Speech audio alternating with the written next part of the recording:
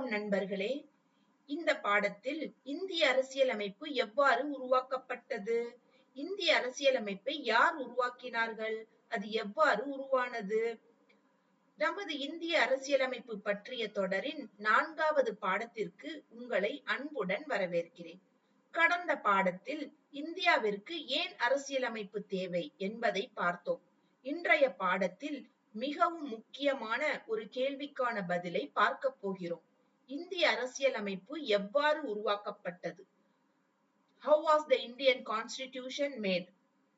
அரசியலமைப்பை ஒருவர் தனியாக எழுதவில்லை. இந்தியாவின் எதிர்காலத்தை பற்றி விவாதித்த பல்வேறு தலைவர்கள் மற்றும் பிரதிநிதிகள் இணைந்து நீண்ட விவாதங்களுக்கு பிறகு நமது அரசியலமைப்பை உருவாக்கினார்கள். அந்த வரலாற்று பயணத்தை இப்போது எளிமையாக பார்ப்போம். அரசியலமைப்பு சபை, கான்ஸ்டிடியூவன்ட் அசெம்பிளி. இந்திய அரசியலமைப்பை உருவாக்கிய முக்கியமான அமைப்பு அரசியலமைப்பு சபை, கான்ஸ்டிடியூயன்ட் அசெம்பிளி ஆகும். இந்திய அரசியலமைப்பு சபை 1946ஆம் ஆண்டு உருவாக்கப்பட்டது. இந்த சபையில் இந்தியாவின் பல்வேறு பகுதிகளில் இருந்தும் பிரதிநிதிகள் இடம்பெற்றனர். அவர்கள் இந்தியா சுதந்திரம் பெற்ற பிறகு நாட்டை எந்த அடிப்படையில் ஆட்சி செய்ய வேண்டும், மக்களுக்கு என்ன உரிமைகள் வழங்கப்பட வேண்டும், அரசாங்கம் எவ்வாறு செயல்பட வேண்டும் போன்ற முக்கியமான விஷயங்களை விவாதித்தனர். இதனால் அரசியலமைப்பு என்பது ஒரே நாளில் உருவான ஆவணம் அல்ல என்பதை நாம் புரிந்து கொள்ள வேண்டும்.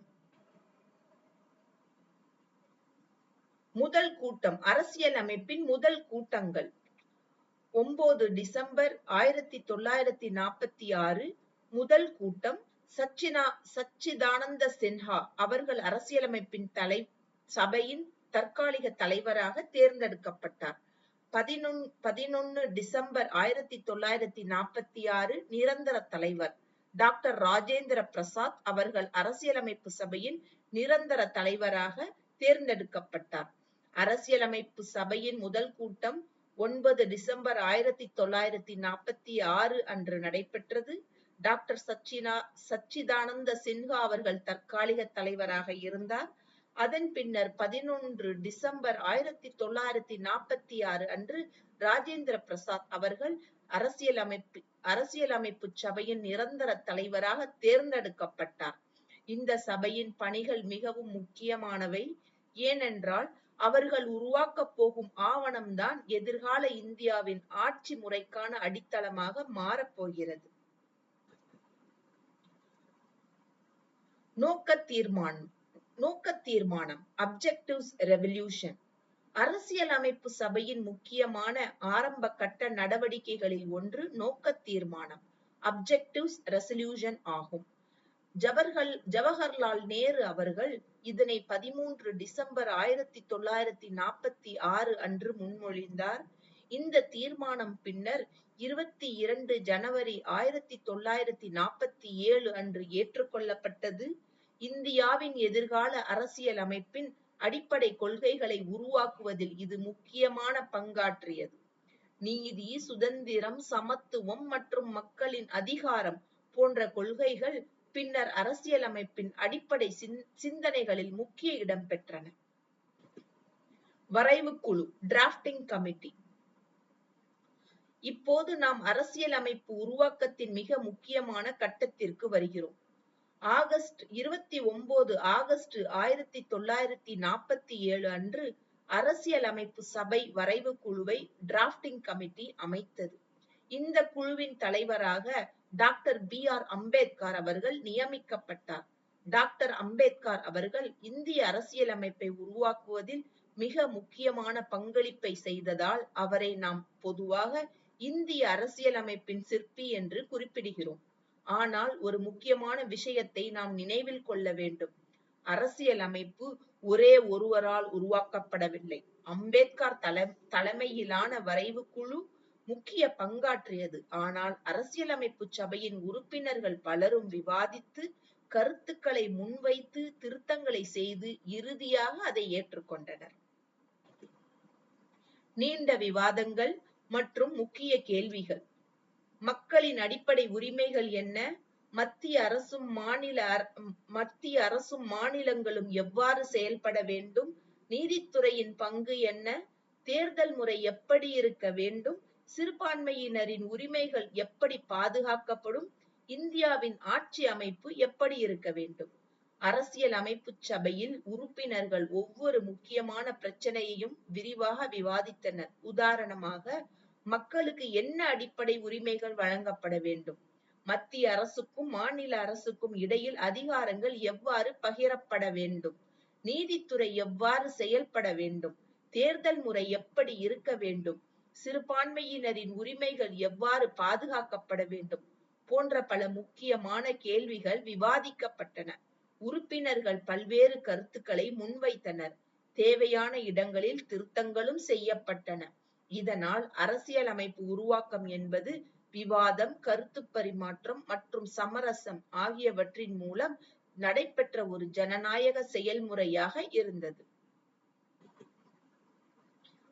அரசியலமைப்பு ஏற்றுக்கொள்ளப்பட்டது. அடாப்ஷன். வரலாற்று சிறப்புமிக்க நாள். இந்திய அரசியலமைப்பு அடாப்டட். பல மாதங்கள் மற்றும் ஆண்டுகள் நடைபெற்ற விவாதங்கள் மற்றும் பணிகளுக்கு பிறகு ஒரு வரலாற்று நாள் வந்தது. 26 நவம்பர் 1949 அன்று இந்திய அரசியலமைப்பு சபை இந்திய அரசியலமைப்பை ஏற்றுக்கொண்டது. இந்த நாளை நாம் இன்று அரசியலமைப்பு தினமாக கான்ஸ்டிடியூயன்ட் டே என்று அனுசரிக்கிறோம். ஆனால் அரசியலமைப்பு ஏற்றுக்கொள்ளப்பட்டதும் உடனடியாக முழுமையாக நடைமுறைக்கு வரவில்லை. அரசியலமைப்பு நடைமுறைக்கு வந்த நாள். இந்திய அரசியலமைப்பின் பெரும்பாலான விதிகள் 26 ஜனவரி 1950 அன்று நடைமுறைக்கு வந்தன. இந்த நாளில்தான் இந்தியா ஒரு குடியரசு நாடாக ரிப்பப்ளிக்காக மாறியது. இந்த நாளை நாம் ஒவ்வொரு ஆண்டும் குடியரசு தினமாக ரிப்பப்ளிக் டே என்று கொண்டாடுகிறோம். இதனால் 2 முக்கியமான தேதிகளை நாம் நினைவில் வைத்துக் கொள்ள வேண்டும். 26 நவம்பர் 1949 அரசியலமைப்பு ஏற்றுக்கொள்ளப்பட்டது.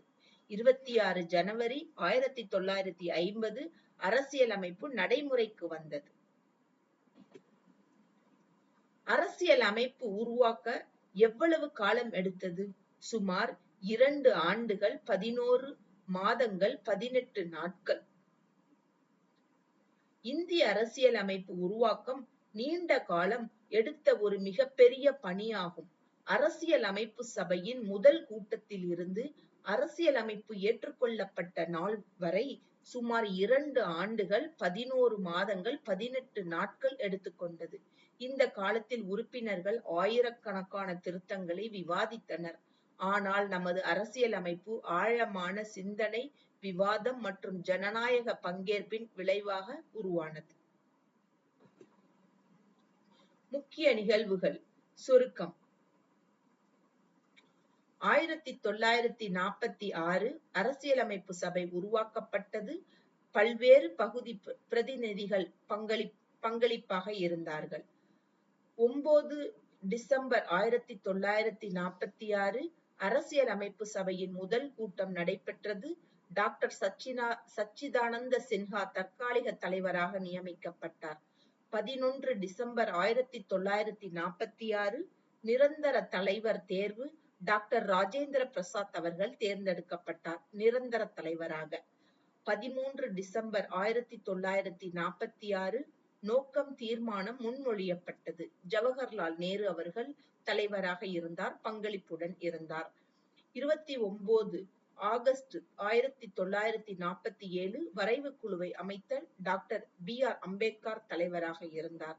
26 நவம்பர் 1949 அரசியலமைப்பு ஏற்றுக்கொள்ளப்பட்டது. அரசியலமைப்பு தினம் ஒரு வருடமும் 1949 26 நவம்பர் அன்று அனுசரிக்கப்படுகிறது அரசியலமைப்பு தினமாக, கான்ஸ்டிடியூயன்ட் டேயாக.